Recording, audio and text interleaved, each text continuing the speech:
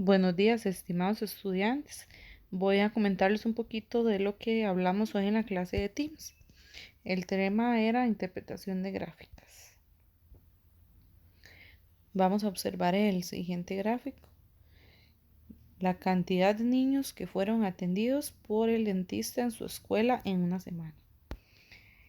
En esta parte yo puse a averiguar a los estudiantes cuántos niños fueron atendidos en toda la semana. En este caso, lo que tenían que realizar era sumar lo de cada día, lo del lunes, lo del martes, lo del miércoles, lo del jueves y lo del viernes.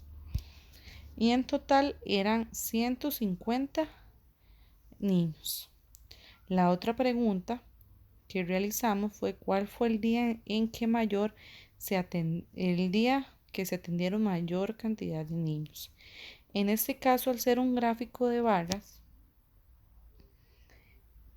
obviamente era buscar la columna más grande. En este caso, el viernes fue el día en que más se atendieron niños. Ahora bien, ¿qué es una gráfica? Una gráfica es una forma en la que nosotros podemos representar datos numéricos usando líneas, puntos, barras, dibujos, entre otros. Generalmente se representan datos de nuestra realidad. Por ejemplo, esta situación que está pasando en nuestro país, podemos hacer una gráfica de cuántas personas se enferman por día de COVID-19. Permite ver la información que contienen las tablas de manera más fácil y más rápida. Como en este caso, podemos observar el tipo de sangre que tienen las personas y cuántas personas tienen ese tipo de sangre, poniendo una clave a cada gotita de sangre, que serían 5 personas.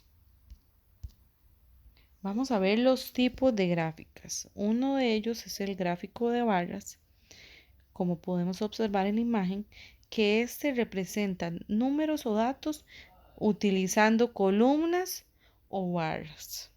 También se le conoce como gráfico de columnas.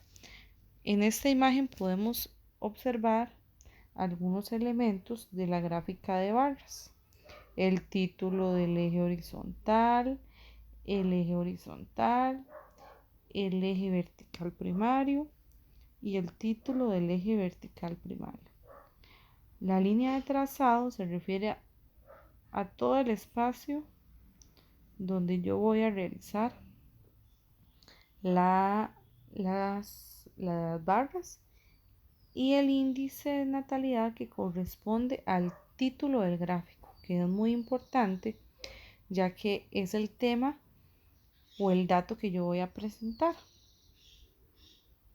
Posteriormente tenemos la gráfica de puntos, que, como la observamos en la imagen, resume datos cuantitativos utilizando los puntos en la información recopilada. Algunos elementos, como los vemos a continuación, sería el título del eje X, que también se le llama eje horizontal, para que no nos preocupemos si nos mencionan cualquiera de los dos, y título del eje Y, que el eje Y también nosotros le llamamos eje vertical, y el título de la gráfica.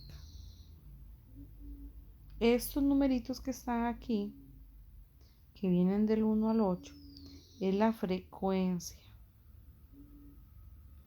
o sea, la cantidad de veces que se repite un dato. Como podemos observar en esta imagen o en este gráfico,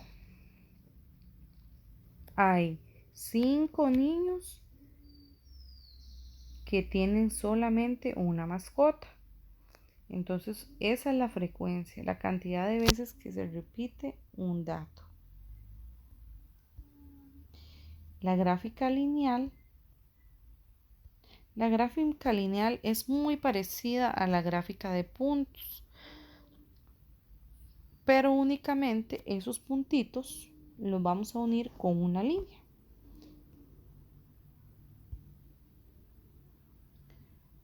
Otro de los temas que hablamos en la clase de Teams es la forma de recolectar información cuantitativa.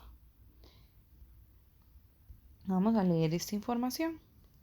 Necesito averiguar el número de hermanos que tienen todos los compañeros. ¿Cómo lo podré averiguar? Bueno, en este caso hay dos formas de recolectar la información cuantitativa. La primera de ellas es el conteo. El conteo son aquellos datos que son contables o numerables. Por ejemplo, el número de hijos, el número de hermanos, el número de goles. Que yo los puedo contar con los dedos y todo.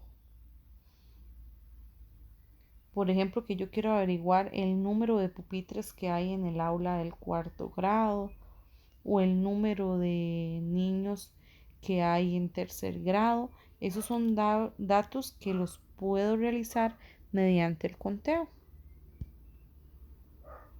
La siguiente forma de recolectar información es la medición.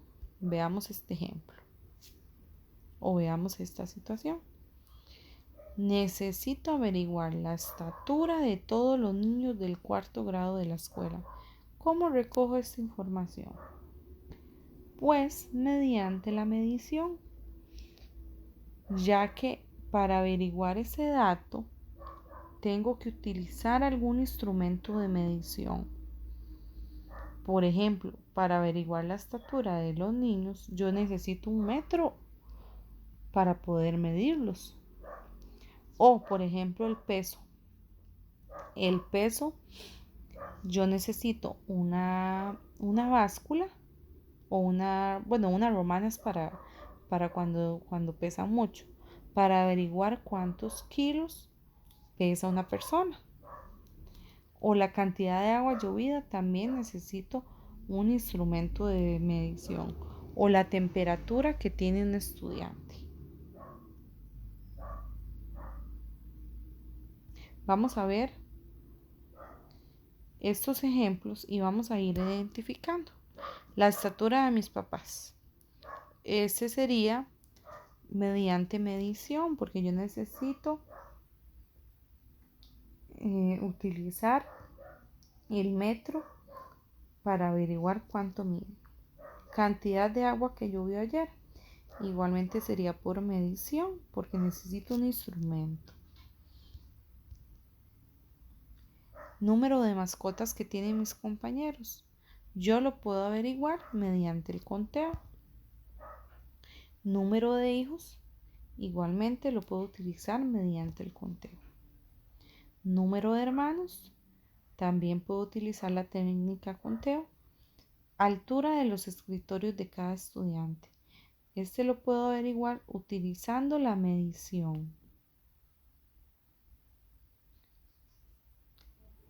Muchas gracias, chicos, y cualquier duda ya pueden ponerme un correo o un mensaje por Teams, o igualmente pueden ponerme un mensaje al número que yo les escribí a sus papás. Muchas gracias.